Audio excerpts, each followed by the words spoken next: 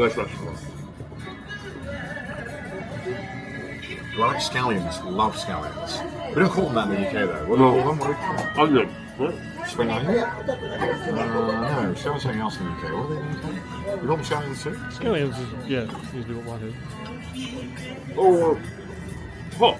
Oh. I watched a British TikTok. It was like 5-minute reaction of people react to British food, and it was like a travesty. It was like the worst food. It was like, my name's Daniel, I'm from Wales, and I've got my chippy tea tonight. And he shows it, and it's like that gross battered sausage they all use, like the worst one, and the most brown meal. To be fair though, if I was sharing British food with the world, I don't know what I would choose. Pies, Sunday roast, fish and chips, sausage rolls, Wellington? shepherd's pie, beef Wellington, Beef Wellington. pigeon. I would not show pigeon. I would not share pigeon. I would not show pigeon. I would not share pigeon. I would not show pigeon. And that's a Connor guarantee. Toad in the hole? Toad in the hole. Bangs and mash? Bangers and mash and hot roll. Bangs and mash? Look, we have a lot of good food. I saw Maylin shit all over British food on Twitter a few months ago. Unbelievable. Unbelievable. The problem with Maylene is that if it's not like a 3-star Michelin restaurant, it's scum and should be avoided.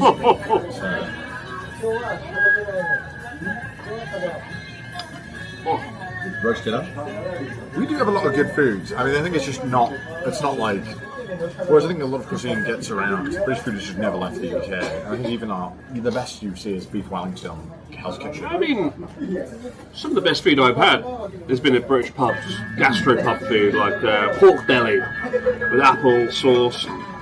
There's way worse places to get food. It's just like funny to make fun of British food. It is funny. What annoyed me is on Japanese, in Japan, it's like a joke that British food's bad. And it's like, have you been there then? And they're like, no. It's like, go there first, then work it out. Yeah, but you know. all of Japanese TV can be broken down into like this. Oh my, The food is from Japan. It's the like bees, like the most insane thing. There are 19 ad breaks. It'll be like Betty from Kagoshima has a secret to her gyoza. And then they'll be like, oh, Nanikore, what's the secret? We don't know.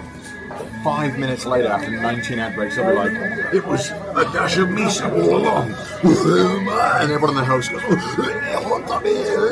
they cut to another ad break.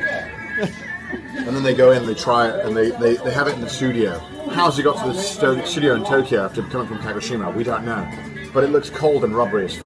And they try it, and it's clearly the most unappetizing thing ever. And they'll be like, and then they all freak out, and all the hosts go, and then I do these like kind of like gestures to make it look natural, like, Are you a real Japanese TV? no. But then they'll send some guy to Italy, and they'll be like, oh my god, it's filthy. Can you believe it? It's a pasta. It's the most disgusting thing ever. If only we had our pure, amazing Japanese foods at L'Oreal. I remember when I did Japanese TV, I had to eat some pickles, and they objectively tasted like shit. It was like soil. It tastes like soil or something. And I went, oh, and the director went, kato, damn it. And he was like, make it seem like you're literally coming at the seams while you eat this pickle. And I was like, okay. And I had to eat it, I was like, and I had to like explode as I ate it. It was awful. It was and like, yeah, most Japanese TV's a lie. The thing I hate most about Japanese TV is that they'll do like KFC top 10 ranking, and it's like clearly an ad, but there's no rules or laws in Japan that you can disclose that it's an ad. That's like true, yeah. It'd be like an hour-long ad of like, what is the top 10 Yoshinoya foods? Let's all go, and everyone votes, and everyone's like, whoa, I love Yoshinoya. Yoshinoya's the best. They have no bad. How can we fit 10? And it's That's an interesting point. That show I was on, right? It was on NHK World, and it was paid for by like the Yamagata government. Yeah. So they paid for the TV show to promote their own food. But they pretend like it's real. So most Japanese TV shows are sort of funded by they pretend like it's real. food companies or districts that want to promote their thing. It's so obvious. I was watching a program the other day. It was like the top 10 Daiso items that you have to own, and all these hosts were like, "Oh, it could be the onsen tamago maker. It could be the multi-tool peeler. We don't know. It's just such good value. It's hard to decide." And it's like, this is the most ad of all time, but they never disclose it, and they pretend like it's real. It's true. It's bad. It's like unwatchable Japanese TV. It's the worst. It's so shit. bad. You never hear real opinions about it. No. Like, you know, bad Japanese food is a thing. Yeah, loads of places, but people act like it's impossible to get bad food here, but it's very, very easy. So I've never watched a Japanese program though where they go, "Oh, that's all right." No, It always has to be like fucking 110% dialed up to 11 reaction, and that makes it all redundant. There's so many places here that have really bad food that, like, you just don't hear about because everyone wants to say that it's amazing, the best thing ever. Japanese people try lunchly. That'll be a good one. I think it would kill. They'll be like, "This is shit." Let's give them real food. Let's give them a lunchly. What is that? Sounds like Chris when he tries to get me in the bath.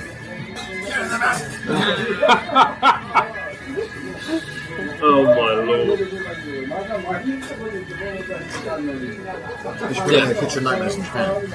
Even in Japan, they'll have these, like, the guy who's the most strict, the hard-headed character, and he'll still be like... Yeah, he'll go in, he'll be like, oh Chef-san, try this pickle, and he'll be like, It's not good enough. But they'll do it in, like, such a nice... It's, like, so obviously scripted where they can be mean. Yeah, it's like, yeah. They'll still be like, it's good. I want to see a Japanese chef who's just like Gordon Ramsay. I watched one that was Japan's top 5 pizza experts rated the top 10 Domino's items, and in the back they had like another room with the Domino's staff that were reacting to all the reactions in real time, and it was so funny because they would come out and like they'd be like, "Sugoi ne, margarita." And then in the back there's like these 3 Domino's like minimum wage workers going. And then they would be like, "This is number 10." They'd be like, "No, it's the worst thing that's ever happened." They'd be like, "But the pepperoni New Yorker is at number 1." And they'd be like, you'd be like, "What is this obvious ad?" It's like the worst TV show I've ever watched in my life. It's very superficial. Yeah, it's the worst thing I've ever watched in my life. Yeah. I haven't watched Japanese TV in a long time. Oh, I watch it all the time. I bet you do. When I have lunch, I always watch a good hour of Japanese TV.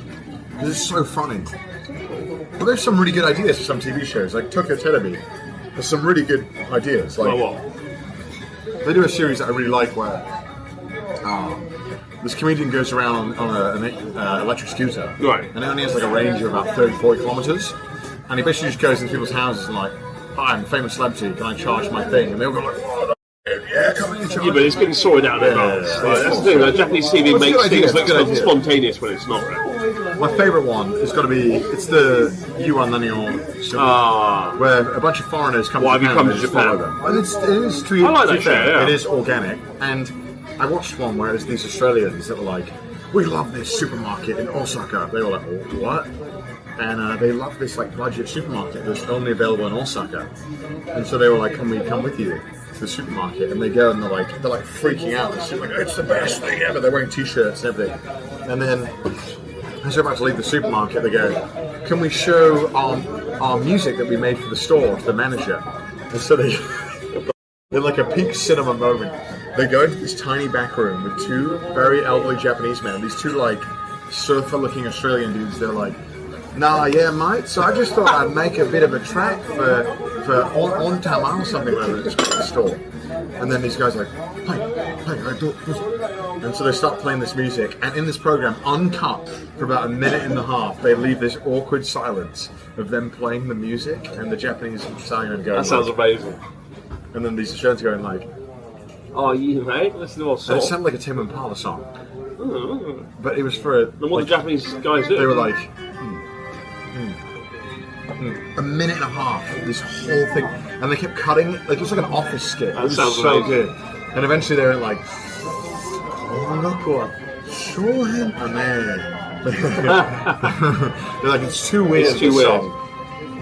But it was like a minute and a half of uncut, pure awkwardness. That it was like British TV would strive for this level of awkwardness that we'd struggle. It's a really cool show. If you ever arrive at Narita Airport when you land, sometimes you'll see the camera crew, and they'll come up to you and be like, "Why are you in Japan?" Talk to them. I mean, that's the name of the show, right? Yeah, like, you won anyone. Why are you in Japan?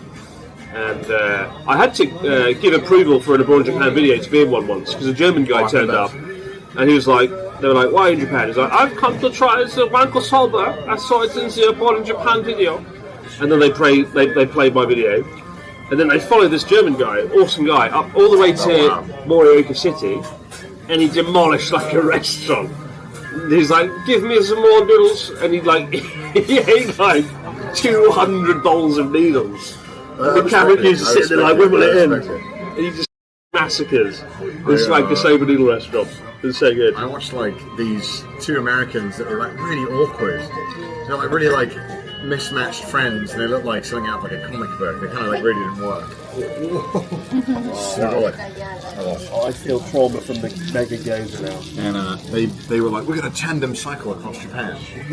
And they were like really like they had like really big like bellies, and they'd wear these skin tight outfits, and they would tandem cycle through Tokyo. It was so funny. It was really good. We should do that for our next cyclothon.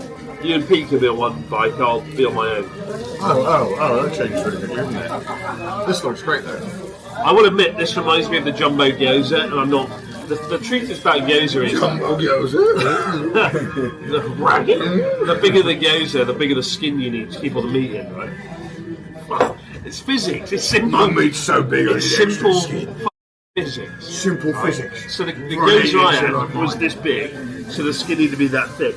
This gyoza, the skin needs to be, They couldn't circumcise me. Too much meat, they said at the door. Twice the thickness of a normal gyoza. And it looks a bit like, oh. That's great. Does it though? Oh my, look at that. You wanted this. I just want to preface. I wanted to order the normal gyoza, and you wanted to order this. I'm not going to be able to sleep tonight. His fault. This is a recipe for gastroesophageal reflux. Look at this. I'll be in bed like coughing up acid all night long. That's your problem, mate. You wanted this.